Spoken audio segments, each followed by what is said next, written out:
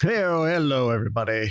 It's AASLR again, and we're here with a pilot and Serena, who's she'll be here momentarily. She's setting up some things. She's here, but she's lurking. But I've got Josh, who is the pilot. Right? You're an airman, Yep. Former pilot. former airman. You don't fly it anymore at all. No, I'm too That's a busy. bummer. Yeah. Do you think you'd ever get back to flying? I my wife wants to get me a few hours for my birthday later this month. So, yeah, I think the plans to get back in a plane later. Probably on Sweet. vacation. Do you ever see yourself retiring and being one of those small prop plane owners that just retire in an airplane town kind of thing, just fly Yes. everywhere? We have thought about that, but actually once our kids move out of the house, we'll probably go to like Papua New Guinea or Africa or somewhere in the middle of nowhere or Australia and fly bush planes around. Maybe Alaska. Nice, I know some people who've done that. So yeah. exciting.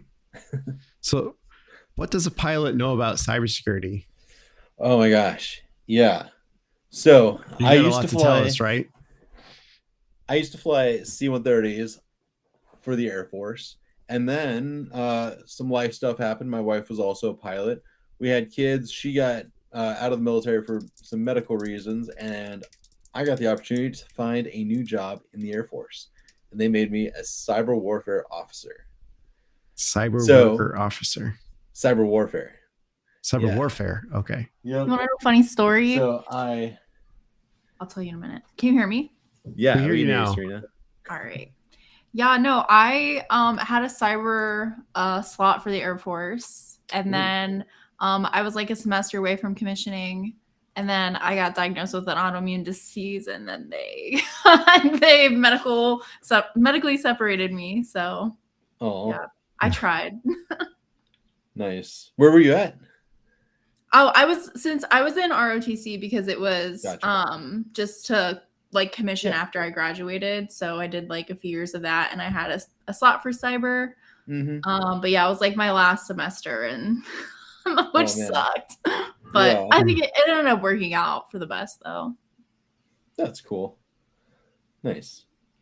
Yeah. There's a lot of really cool people who have like started down the path. Like John Hammond's very similar. He was all Yeah, ready to go. And then they're like, yeah, no, that's okay. Different story, but yeah, similar-ish. yeah, Nice. So I were you looking forward to doing cyber in the Air Force? Or were yeah. you going Air Force or Army or It was Air Force.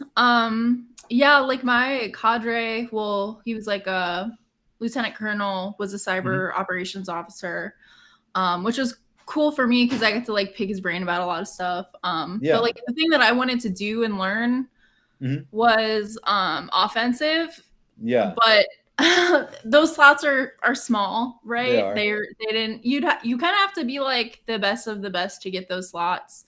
Mhm. Um, so I didn't know if that's what I would end up doing or not. But I wanted to basically get the security clearance and then just kind of Mhm. have that as an option, like when I got out. Yeah, Yeah. nice. Mhm. Do you having seen at least the part that you've seen, would you recommend it to people who like want to get into cybersecurity to go like ROTC or go military? Do you want my honest opinion? Yeah, of I course. would discourage probably everybody from joining the military. That's what I say too. What? Which is that's also what I say most of the Yeah, time. it's mainly I'm coming from like a perspective of having a ton of friends that ended up commissioning. All of Hmm. them hated it. All of them just did not end up like super happy with the roles that they got, or Yeah. just like different things like that. And like coming from like a woman's perspective, Hmm. I have like a lot of like women friends that I hear like horror stories from. And that's kind of why I'm Yeah. like, oh, No. I. things work out the way that they should for me anyway. Like I kind of was like, yeah, whatever. But now I'm just like, I would probably discourage people from going that route, to be completely honest. Whenever someone asks me like, "Hey, should I join the military?" my bet is that they're already thinking about doing it, and no matter what I say, they're probably going to do it anyways. Yeah. Cool. But if people ask, I'm like, nah, there's other ways. There's other Yeah. ways. I understand that like a lot of people feel like their options are limited. And that's honestly like kind of what the military is hoping for, is to get these kids that have limited options. But yeah, there are far more now than there was like years ago. So yeah. My plan was to be a fighter pilot when I was in high school, and then I've got 6 brothers, so I knew there wasn't like any family money for college. So I was like, how do I go to school and how do I become a fighter pilot? Someone's like, hey, have you heard of the Air Force Academy? And so I did that route. It worked. It is a good way, but I don't know how long your contract was, because I had like ended up scoring high on the officer. We don't take the ASVAB. It was like an officer training or officer test. But I ended up scoring high on the pilot stuff, which I was like, I don't know how that happened. So they wanted me to do it, but I was like, there's no way I would sign a 10-year contract. Like not even for $1 million would I sign a 10-year contract. But for someone who is passionate about flying, I could see the appeal of that for sure. Oh yeah. I got out 2.5 years ago, but my pilot training commitment just got up at back in April. So for me, when I stopped flying, they're like, oh, we need people with experience who've been around for a while to be in cyber. I was like, okay, sure, why not? I'll finish out my commitment because I still have pilot training commitment. And then I'll go do something else, probably go see if I can get in an airline. And so I went, and I was probably like your friends, I went and worked at the first Special Operations Communications Squadron as a IT manager. Not really cyberish. After learning how to do like some cyber stuff, and then I kind of hated it. It was staff meetings and status updates. And so I tried to get out of cyber, went to the special operations school and started teaching stuff that wasn't cyber. And then I didn't have enough experience in cyber to become a major. And so I got passed over twice. And then they said, oh, okay, well, you can go now. Well, you have to go now. So with commitment left. But it worked out. And then when I was getting out, I didn't have any idea what I wanted to do. I figured I would just go be a program manager somewhere. But that kind of leads into what I wanted to, like what I talk about and what I put out on LinkedIn is how to actually get a good job, because I have no idea. So I got onto a Operation Code Slack channel and ran into a bunch of people who my wife had gotten out, and she started getting into coding and learned JavaScript and React, and was part of that Operation Code community. And she's like, people talk about cybersecurity on here. You could probably find people who have jobs. So I went and checked it out and ran into Stefan Semmelroth, who was a recruiter, and connected with him. And he's like, hey, learn this. Go grab yourself an internship during like the last little bit that you have in the military. And there's this thing called Skill Bridge for people who are in the military. And I went and worked with 6th Gen, who's in Maryland here. They're a pen testing company, and learned a ton. And then that helped me land a job teaching, because I knew how to teach and I knew a little bit about cyber, teaching as a contractor for the military. Ironically, I ended up teaching a course that John Hammond had written. And awesome. So got really, really good at teaching the same thing over and over again. So like Python buffer overflows like are in my head. Real skills, like how to actually do a pen test, like I know basics and I can do those over and over again. So I rolled from that job into I started meeting people in communities, which is another thing I like is hugely helpful. It started with Operation Code, and then found out about VetSec, got plugged into cyber insecurity and Simply Cyber with like Neil Bridges and Gerald Dozier. And then Jerry introduced me, or I don't know, at some point I got introduced to Black Hills and just found like tons and tons of resources. And it's kind of, once I started finding these resources, I decided to start sharing them. And some people on Facebook were a little interested, but it's, you know, friends from high school and college and whatnot, and family members. So they weren't all that interested. And then I found LinkedIn and really built out my stuff on LinkedIn. And people there were hugely interested in cybersecurity resources.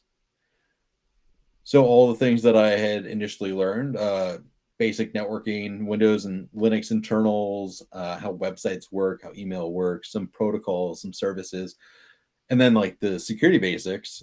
I had learned all those back in cyber school, hadn't really used them very much, but tag that with then some skills that I learned during my internship and my time at DeSita, and a bunch of free resources people piled my way, and started sharing that back out in LinkedIn posts. And that's how I recommend most people get started. There's some basic pathways that a lot of people talk about in cybersecurity, since cybersecurity often grew out of like network engineering or IT. A lot of people say start there. Start with the basics of what a computer is and how networks work, and then get into the security aspects. And you can do that. And that's what is fairly straightforward. If you're not sure even where to start, John Strand's SOC Core Skills course is pay what you can. It can be free if you need it to be. And it covers a lot of that, almost all of that. There's also Professor Messer videos and Jason Diaz videos. Ian Neal has written a book on Security Plus and has a bunch of free Security Plus training on his securityplus.training website. And then if there's networking basics that people need, David Bumble or Network Chuck have some great stuff. And there's just tons and tons of websites that cover a lot of that. Serena, if I could, how did you pick what job you wanted in cybersecurity? Well, I started off in networking. So my undergrad is in computer information systems with concentration on networking and information security. But when I was first going through college, there wasn't really a lot of programs that were like cybersecurity degree offerings. Right.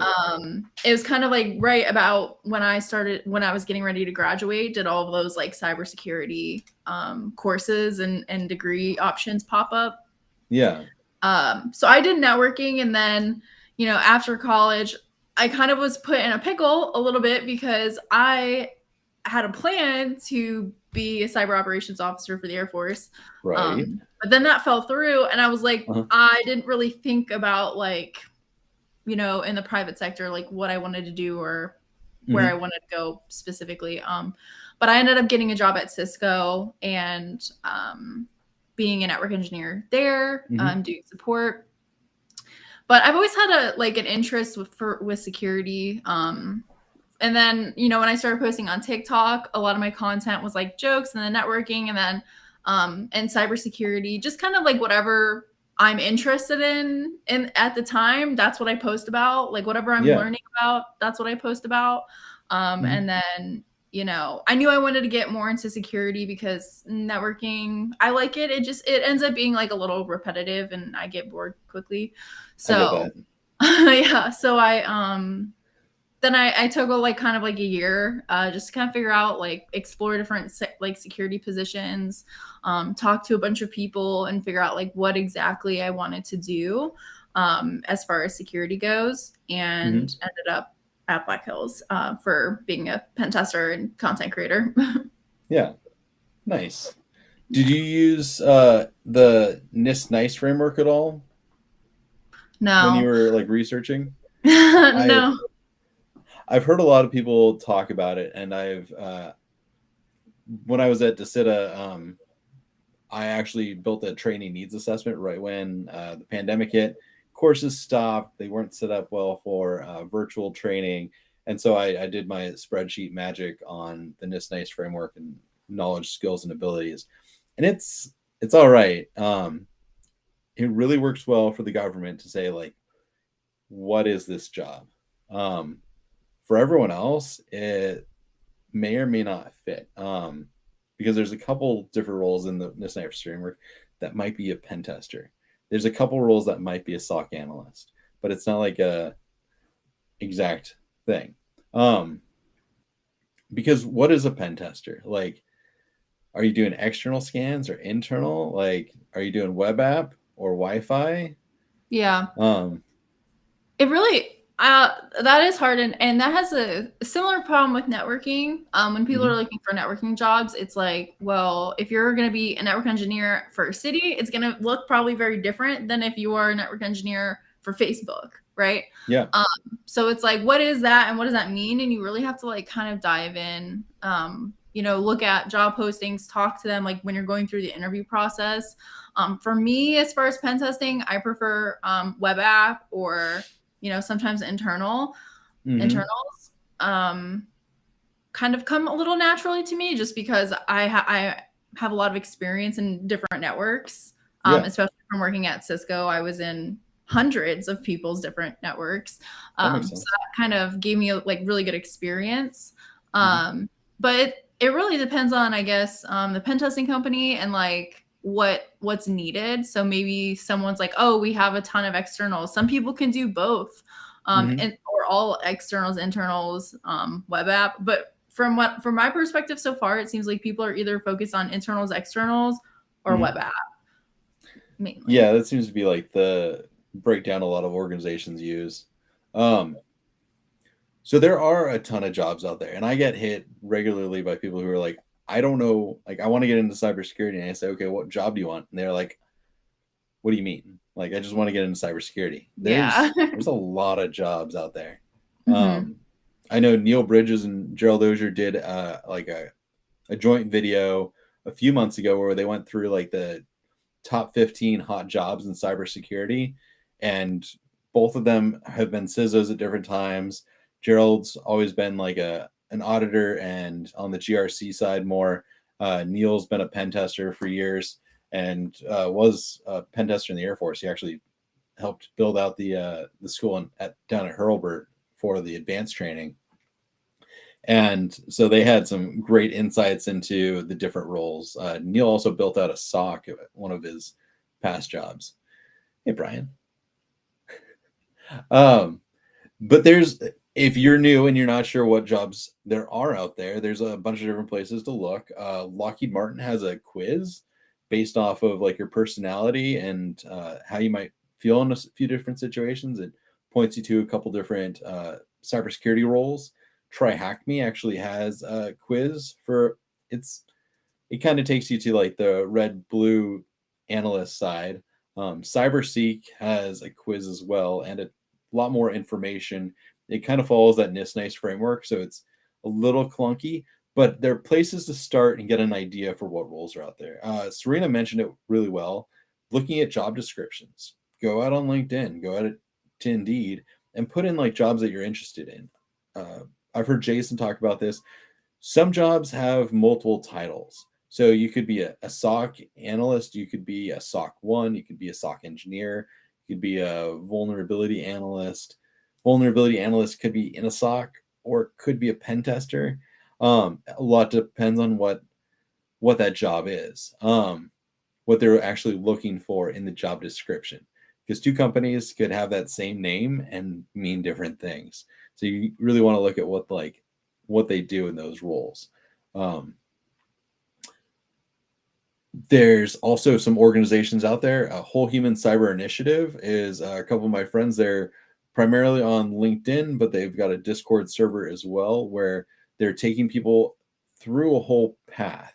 So they've got they've collected donations and they have some scholarships that take people through learning what jobs you want and then getting a few different certifications and mentorship along the way as you work towards actually getting into a cyber role.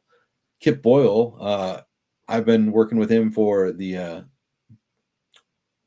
Wild West Hacking Fest mock interview or resume reviews and mock interviews. We did Way West, and we're going to do Deadwood with Frank Victory and Neil Bridges, if he's feeling all right. But Kip and Jason Diaz have a podcast all about getting into cybersecurity, where they cover different roles and things to talk about. And I listen to it and get some info that I pass along. The longer I've been in cybersecurity, the more I've learned that there's not a right path.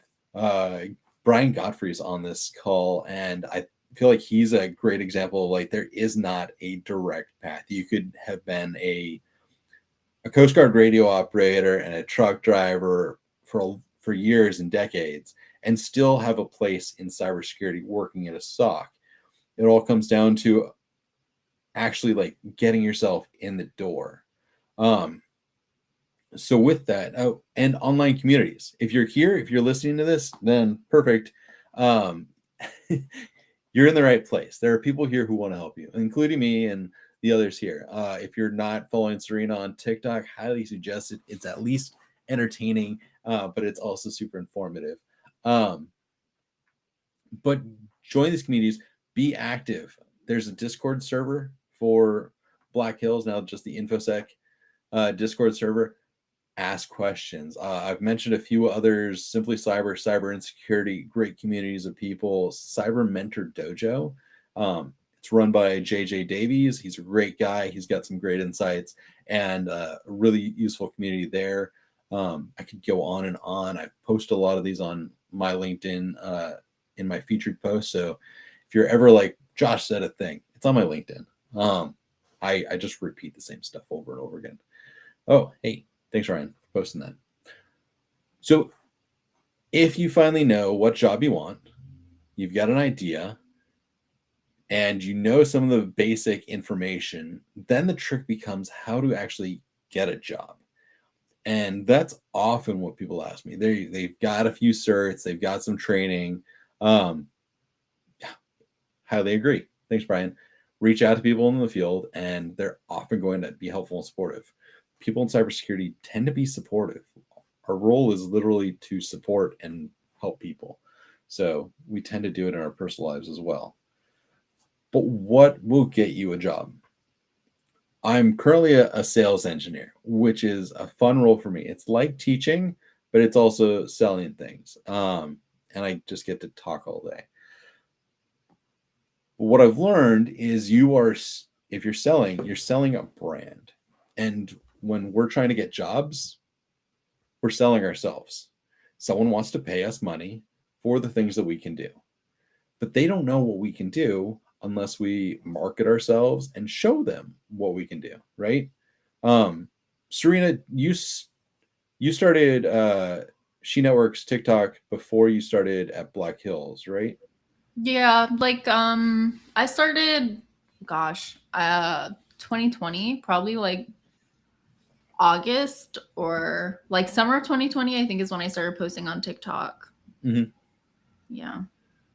Nice.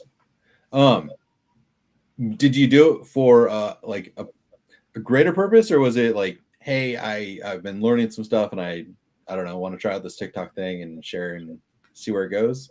I honestly really didn't have a plan for it at all.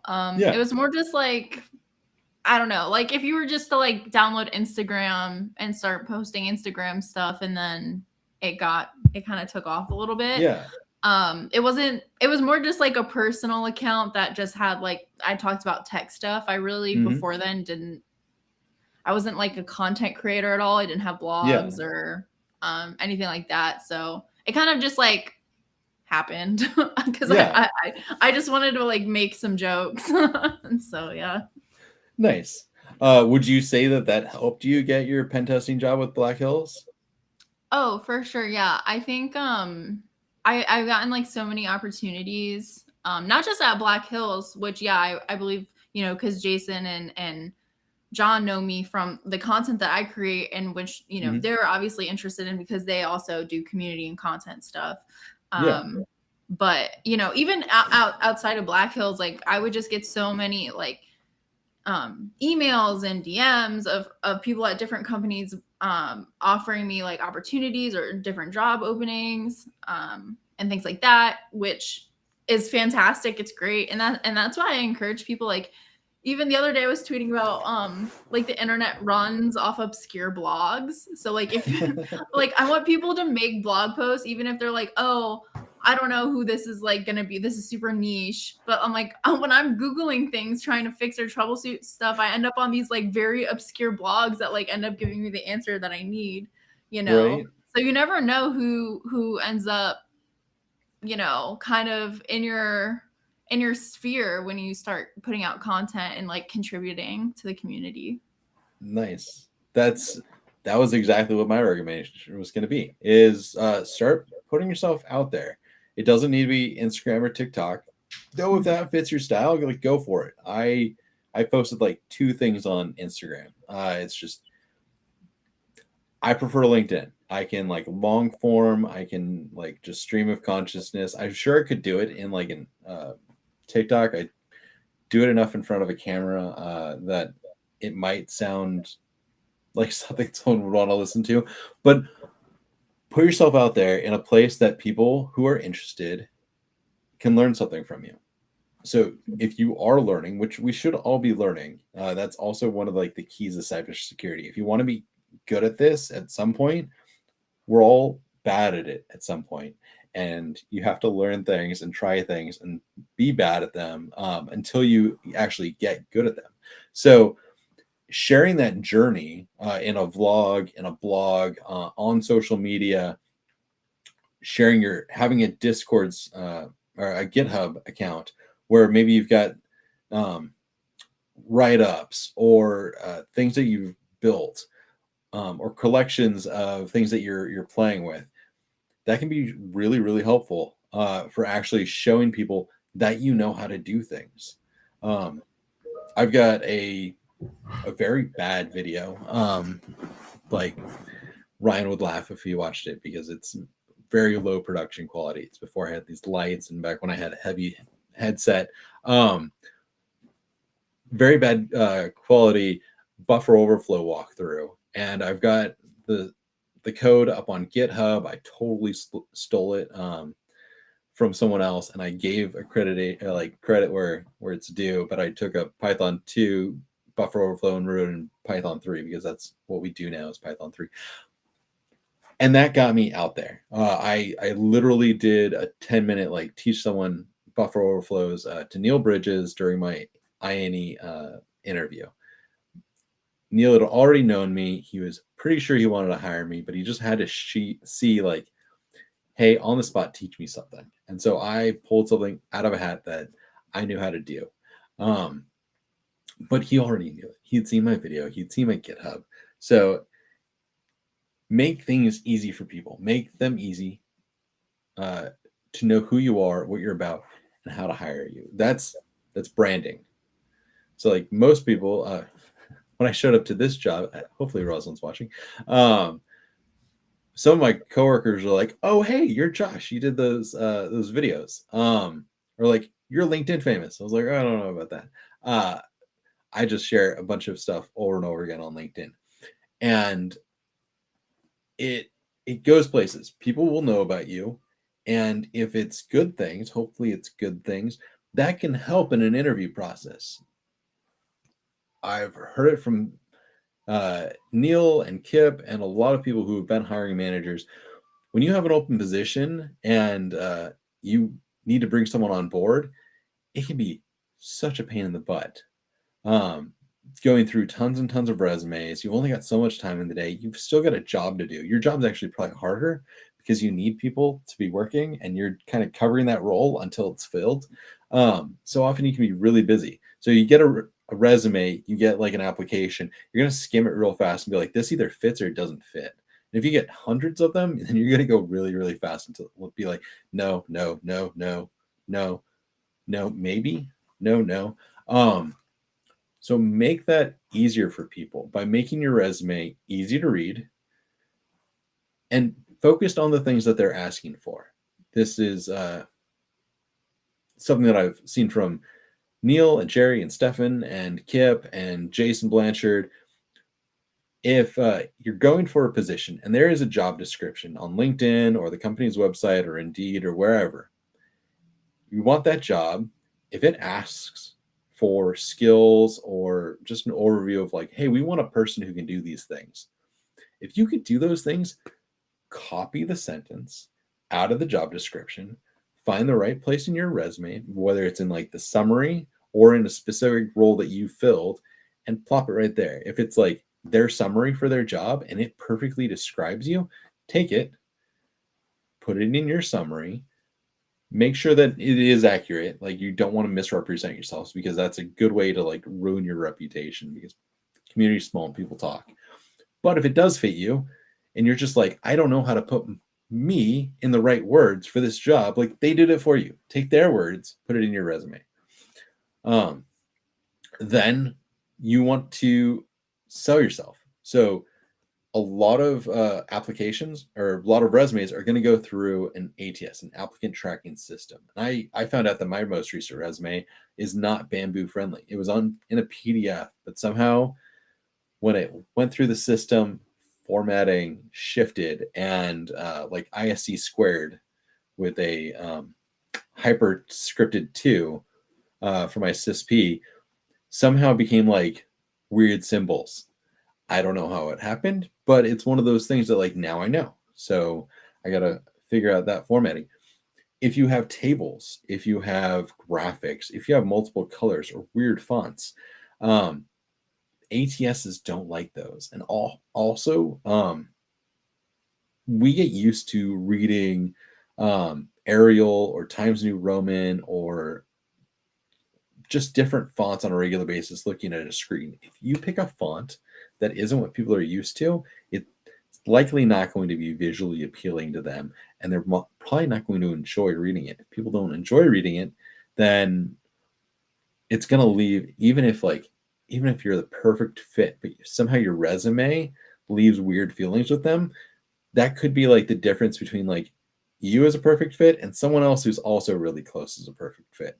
And I've actually gotten to like the end of some interviews and found out that like I was really close, but they went with someone else, and that happens too. That's perfectly normal. But make your resume something that the hiring manager wants to read. Kip talks about a resume being like a newspaper. I don't know. It's been a long time since I've held like a physical newspaper, but you throw the right headline at the top that gets people to be like, oh, this sounds like an article I want to read about. Like, what different ways could you put a headline that talks about like the queen just passed and there's a new king in England? Like, pick a headline that makes people be like, oh, okay, like I knew that, but like, why do I want to read this article? Maybe something clickbait.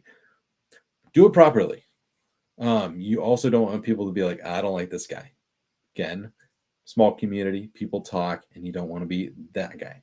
So, or that girl. So something gets attention. When you get to your summary, you don't want to bore them, but you do want to show them that you are the right fit for the role. Short, sweet, to the point. Then get into your education. If it's this is a geographic thing. I know in Central and East Asia, putting your education up top first thing is really important. In Europe, a CV and not your job experience is usually more important. If you're a fresher, I think that's the right term. In a lot of places, then they want to see your education and your certs more than they want to see your skills or like your previous roles. In the United States, though, it is most common to put like your career summary, like what roles you've held and what you did at those roles, in the most recent to the earliest. So reverse chronological order. It's like the job you are either in right now or the job you just got out of, and then moving down the line from there. Often, if your previous jobs didn't align with the kind of role you're going for now, like I was a lifeguard in high school, and then after high school, I installed AV equipment, like home automation stuff, back when plasma TVs were new, and a 50-inch HDMI cable was like $1,000, and you could only like special order them. Yeah, like 18 years ago. I don't put that on my resume. Nobody cares. Like, cool story, Josh. It doesn't have like a great spot on my resume. I was a pilot. I did that for 7 years, and I have like 2 bullet points in there, and they're more about what I did as a like safety officer, handling secure and confidential information, and then just generally to fill the space so that people go from like, you graduated and then you had this role, like, what you do in there? It's like, oh, I was a pilot and I was in charge of like $50 million aircraft with 5 people on board and 150,000 pounds. So like, that's about it. That's how much I cover about being a pilot. And then I talk about my other roles that usually apply more to current jobs. If you did something that does apply, maybe you were the IT go-to person, but you were like in accounting. Maybe you were a developer building websites, and now you want to be a GRC analyst. Well, there's probably stuff in there where you could like pull out that does fit. And that's, again, going to the job description, looking at the different skills and experience that it might be looking for, and being like, oh, hey, I've got a story for that. Grab the thing out of the job description, put it in your resume in place of a bullet. When you build out bullets, there's a great way of hitting it. Some people say STAR. I can never remember what STAR talk means, but it comes down to what, now what, so what. Totally stole that from Neil. What did you do? Just the basics, like developed a course. Okay. Now what? Or so what? Why did that matter? What was the course about? Oh, it was an entry-level penetration testing course that was like the crux of this career path and reached, 1,000 students a year. Now what? And it's helped raise revenue for the company like $1 million this year. Boom. There's a good now what? Like, why did it matter? Because then when you get over to like your new company, like, what value are you bringing to me? You are an investment. You are something that they are paying to get. You are a product, and they have a need, but you also need to fit. There's supply side and demand side, right? High school economics. You need to boost your supply side as much as you can, and maybe build off of their demand side. If they're asking for a thing and you fit that thing, target that, and you make it a lot easier on yourself. Hope you like my supply demand curves. But skip fluff and keep your resume short. I've been doing stuff for like 18 years this month, since I got out of high school. And I still try to keep my resume down to 2 pages. There's nonprofits that I've started that they may or may not fit on my resume. There's roles. My wife and I started a bookkeeping company. We were landlords and started, we had like 4 rental properties. Those, I'll put them on LinkedIn in case people, want help with that stuff, which is usually like, don't get into it.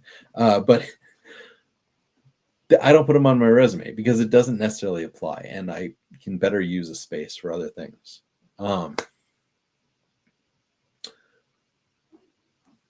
Degrees and certifications is kind of one of those last pieces, and a lot of people think it should be one of the first things we talk about. Identifying what job you want in cybersecurity and figuring out the job description and what you're looking for will help drive kind of what you want to do with degrees and certifications. So I know a lot of people who are in cybersecurity who don't have degrees, and that's perfectly fine. Then there's some of us, like, I've got a bachelor's of science in humanities with a minor in Russian and philosophy, like 2 separate minors, and an MBA. They help me know things about the world, but like, they are not like Serena's degrees, like networking and information security, like that fits a lot more, and that can likely help a lot more. But truth be told, the roles I'm going for, they don't care. Like degrees would have been so long ago. Instead, they're curious, what have I been doing now? How have I been adding value to companies now? What am I putting out that they can look and be like, oh, okay, this guy knows things and he can be valuable to our organization. So if you are starting out, degrees never hurt. Okay. Expensive degrees do hurt. Expensive degrees are something that you will carry around with you for a long, long time. I know people who are 30 years into their career and have just now paid off student loans, and they're going to retire in a long, long time. My wife and I both went to the Air Force Academy, which is a free Ivy League quality school based on what people say. I thought it was good. And it's free. But then you have to do at least 5 years in the military. That was fine for me. I wanted to be in the military. I wanted to be a pilot. It was hugely successful for me. Would I recommend it to everyone else? Not necessarily. You heard Serena earlier. Even jumping into the military and cybersecurity doesn't necessarily mean you're going to do anything cool.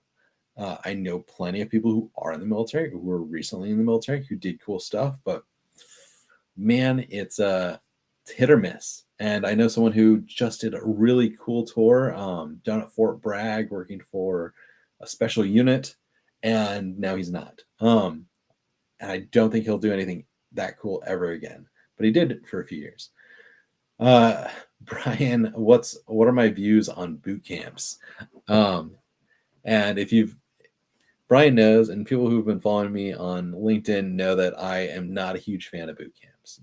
I feel like the ROI just isn't there. There are some boot camps that are quite useful. And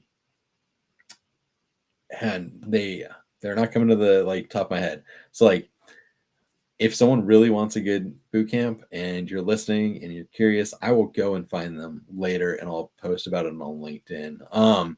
But I feel like often it's not worth it. If it costs more than a car just to get Security Plus, maybe CEH, and then get placed in an entry-level role, we can get you there faster, cheaper, and there's better ways. If you need someone to kick you in the butt and a couple times a week, meet you in person virtually during a boot camp and walk you through learning stuff, okay, cool. There's also community colleges. I just got the catalog for the local community college here, and for $300 you can take a course on Security Plus, and it meets a couple times a week, and it's run by a guy who's a CISO nearby, and we're in Maryland. So if he's a CISO nearby, he's probably knows all the other NSA, Cybercom people. I would definitely agree with that too. My take on boot camps, I don't know. I just, you were saying, return on investment. But I would say go to a community college and actually get college credits for your money that eventually could either be transferred into another degree program if you wanted to do that. Cause let's say you went to community college, paid for those credits. But then you got hired at a company, which is great. But a lot of these companies might even offer to pay to finish your degree, and then you can transfer those community college credits into a 4-year degree program. Yeah.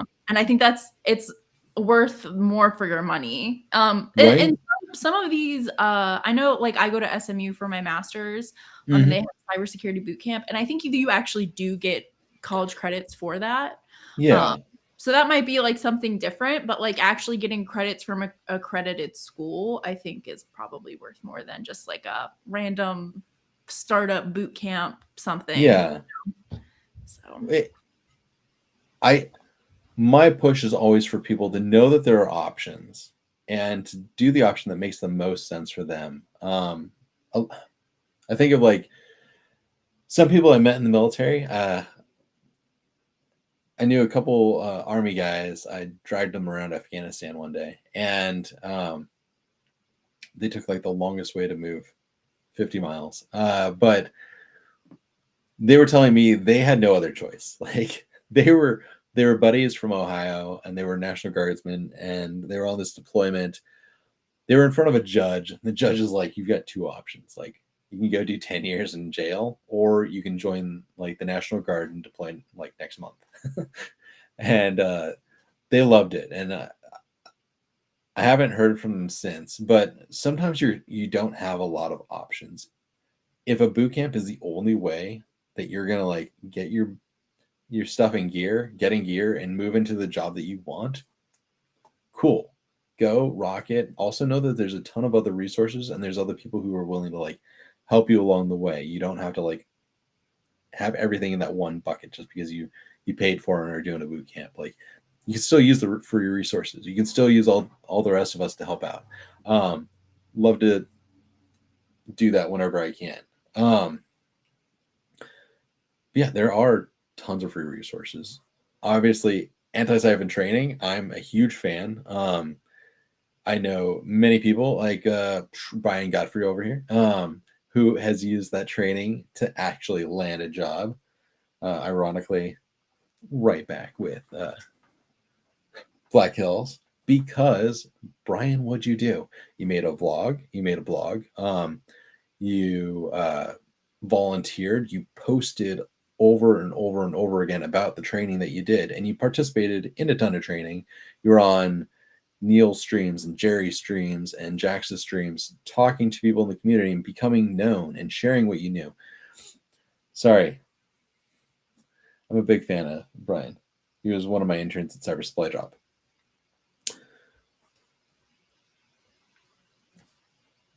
Often I run into people who are not freshers, are not, college grads, are not, we might, at the beginning of their overall adult careers. A lot of people have been doing something else for a while, and I can relate to that. Switching into cybersecurity out of like flying, and my class had 3 missileers, 2 cops, and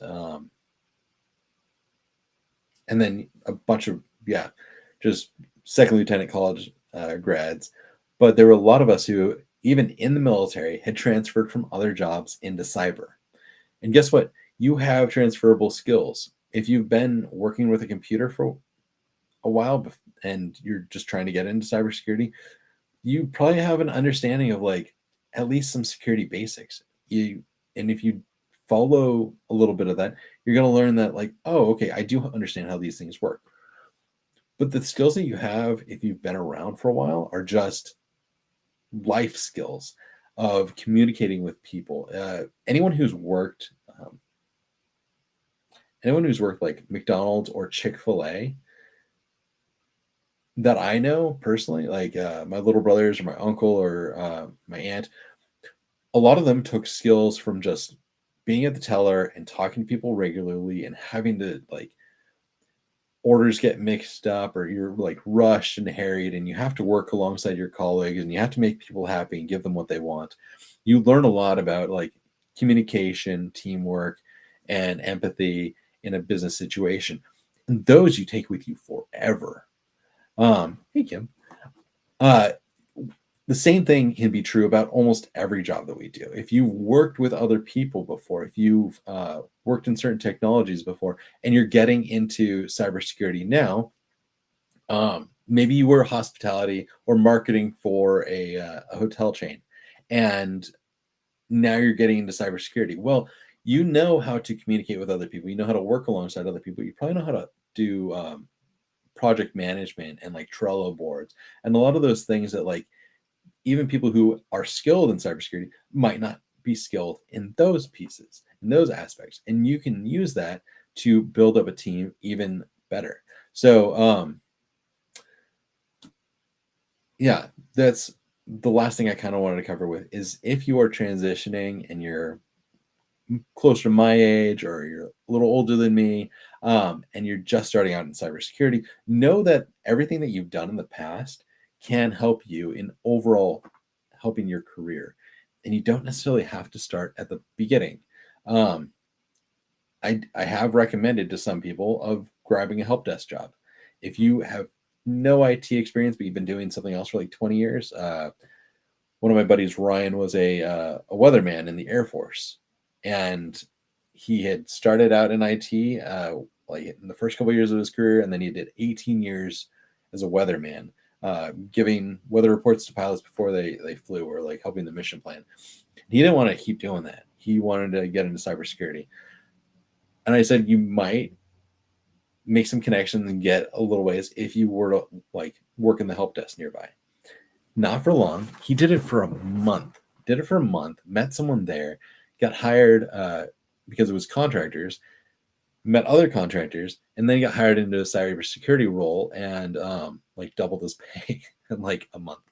But he wouldn't have gotten there if he hadn't done the job initially. Being a system admin, being a network admin, even just working nearby cybersecurity people. If you were a marketer and you want to get into cybersecurity, go be a cybersecurity marketer. If you were in sales and you want to get into cybersecurity, see if you can go work for a cybersecurity company. One, the money is pretty good in sales and cybersecurity, in my opinion. But also there's a lot that like you're going to pick up from your day-to-day job. And you can do cybersecurity sales without knowing cybersecurity. I work alongside a guy who just got out of the Navy. He is amazing, but like he is working towards a Sec Plus. I work alongside someone who was with Splunk, and she's amazing, but she doesn't have Sec Plus, and it's fine because she's great at her job. She can sell. She knows products. She knows what like how to relate to customers and what the businesses need. And through that, though, she's picked up tons and tons about security. And like, if she wanted to move into another cybersecurity role and out of sales, she totally could. But she doesn't have that traditional cybersecurity background. She doesn't. Anyways, there's a lot of options out there, and I just want people to know that those are, possibilities. I've been trying to keep up with chat and questions. I recognize a lot of people out here. But are there any other questions?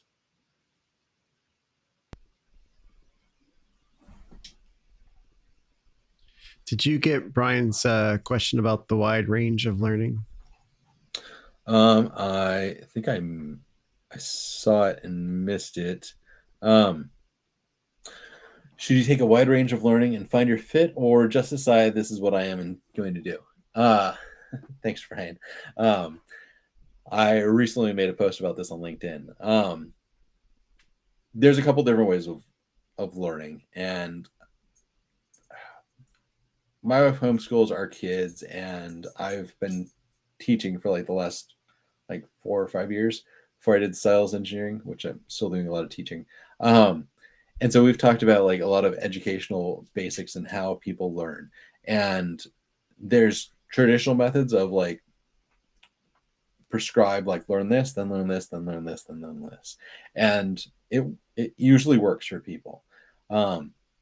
There's some better ways of like chopping up your learning and just following what interests you at the time. So like, if you're like, oh, I want to learn pen testing. Okay, cool. Go to Try Hack Me and just start on the path.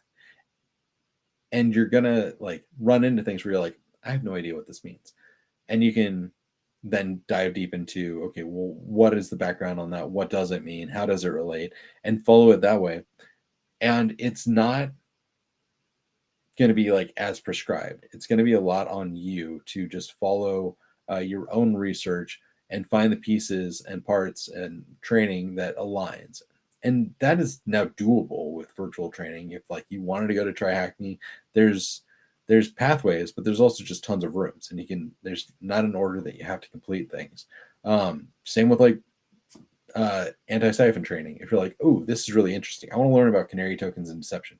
It's like, okay, well, take that webinar or take that course, learn about that. And then like they talked about a bunch of stuff that I don't know. Okay, well now we'll go take this training over here. If you are making money and you have a job and you can do that, awesome. Or once you get into your job and you want to build things out and grow your skills, that is also an awesome way to go about things. But the traditional start here, grow from there, it tends to work, and it's where the resources usually lie. Serena, is there anything that I talked about that you were curious about, or that anything that I hit on that sounded strange to you? No, I mean, there was something that you had mentioned earlier just about you have to be bad at something before you can be good at it typically. And I feel like I'm going through that right now because I'm trying to like, well, one, transition into a pen testing role, and then two, do YouTube when I'm like so used to TikTok. And I know that's kind of like a silly comparison, but you know, it's like I'm like, dang, I feel so bad at YouTube because I've been doing TikTok for so long. And TikTok kind of was almost felt like a clean slate where there's like all these different like technical content creators on YouTube, but there really wasn't very many content creators in the techno space on TikTok when I started. Yeah. And stuff like finding like my own style on TikTok, I think was like way easier than doing it on YouTube because it's like, oh, like you kind of stop yourself. You're like, why would I write a blog about this when there's already a blog about this or whatever? And sometimes it's just like about finding your own style or like the way you like to do it or, you know, whatever. So yeah, it's just like I'm kind of in that same thing right now where I'm just like, oh, I don't want to be at the bad part. Like I want to be good at this already. You automatically compare yourself to everybody who's already out there and the people that you see that exactly. Oh, they're doing really good stuff. Yeah. Well, because it's like, well, I look at like John Hammond and Network Chuck and David Bombal, who's like been doing this for so long, and like also I'm comparing to people that like have teams of people that help them with like editing and content creation versus like me. So I'm like, all right, I have to, I don't know. Sometimes it's about like figuring out like your own style and not even just like content, you know, but everybody's different. You're not gonna like replicate someone that already exists. Like maybe you might write a blog about something there's already a blog written about, but you know, do it in your own words and how a way that you would understand it. Because even sometimes like with like CPF write-ups, there's some that I'm like, all right, this makes no sense, but then I'm like, if I figure it out, I'm like, oh, I'll write the write-up so that what would make sense to me, and then maybe it will like resonate with somebody else, you know. Oh my gosh, yes. I love that. Yeah. I think back to like try hack me rooms where I'm like, oh, this is hard. Like do my write-up, and then like I look at other people's write-ups and like, oh man, yeah, that sounds so much easier. Like, others where you're like, how did you get there? Yeah. Hey, but you got there. So right? Yeah, exactly. And there's no right way of doing it. You're spot on. I love it. Yeah. Comparison is the thief of joy, you know. And I feel like that is like very relevant for either like it. The other thing too, I think from a content creator myself, and I think a lot of people assume that I'm a lot younger than I am, or I don't have as much experience as I do. So they're like, how did you do all of these things? Like I can list the certifications that I have and it's this long. And someone who's just starting out is comparing themselves to me. But it's like, I took my very first networking class in 2013. So that's almost 10 years ago that I had been doing networking, right? Yeah. So I kind of like to point that out to people like, hey, don't I had a 10-year head start. Right. So, you know, don't compare yourself to me in that aspect. But I do it too. So I'm going to flip that a little bit because it can be the thief of joy, but it can also be your motivation to keep going. Once you get past that stage of anger and disgruntled depression that, oh, I'm not good enough. Then you're like, I'm going to get this done. I'm going to do it. I'm going to do it. And one of the things that I think helps a lot is to try to do what the other person is that you favor. What are they doing? How did they, figuring out how did they do that exact thing is part of getting better, because you're learning it's one thing to know what they did, but it's another thing to understand it completely and actually go through the motions and go through the hours of preparation and recording and all that stuff that's involved. It makes a huge difference. And then you come out of it the other end and there's that sense of accomplishment that, we one step closer. We go. That's spot on. I learned a bunch when I was teaching, by watching like John Hammond and Heath Adams and Alexi Ogman Hackersploit, watching their stuff, so then I could go into class the next day and tell these guys like, here, I've got these slides in the coursework and what I've like learned here, but also like you could try it this way or try it that way or try it the other way, and taking just what they had done. And to what you had said, like, well, you know, sometimes you start with something and you're like, oh man, my stuff is like, it might feel like it's not that great. Go look at like Hackersploit's videos from like 9 years ago. You're gonna be like, oh, okay. Or go look at like John's got some videos hidden out there. They're not all in the same channel from like when he was in high school, and you'll be like, okay, yeah, we all start from somewhere. And I think it's totally Marcus Brownlee on the YouTube tech reviewer, he's a good one. And not too long ago, he retweeted like, this is the first video I ever did, whatever years ago it was, and you see the difference where he is now from back then. It's hard to believe, but it's a long journey. Right. And we always put our like best yeah. face forward whenever we can. So like once you have a better video, you're like, okay, like, this one's getting pinned, this one's like gonna hide in obscurity. And then when other people come along, they're like, oh man, you look so good. It's like, I didn't always. And it's good if people know that you don't always start out. You rarely start out being good at anything. Yeah, it's okay. It's okay. Right. I'm a perfectionist, though. Yeah, right. I think a lot of us are. I mean, I consider myself to be that way. Yeah, I get frustrated when I can't get it the way I want it. I was like cursing all today because I'm like, why is none of this working right? But we made it here and it'll be fine. But yeah, I think that the biggest thing is like cheesy, corny sayings, but like consistency is key. Just like do what you can a little bit every day. And then as someone else pointed out, like when you reflect over a year, that all that time really adds up. So progress and consistency. Oh yeah. All right, I think we're about out of time, guys. Yes. Thanks for having me, guys. Thanks for coming on. See you both at Deadwood. I'll be there. Yep. Awesome. Sweet. I'll be there with Kip Boyle and Frank Victory and Neil Bridges if he's feeling all right. And I think Philip Wiley and Zach Hill said they might also stop into the resume reviews. So, yeah.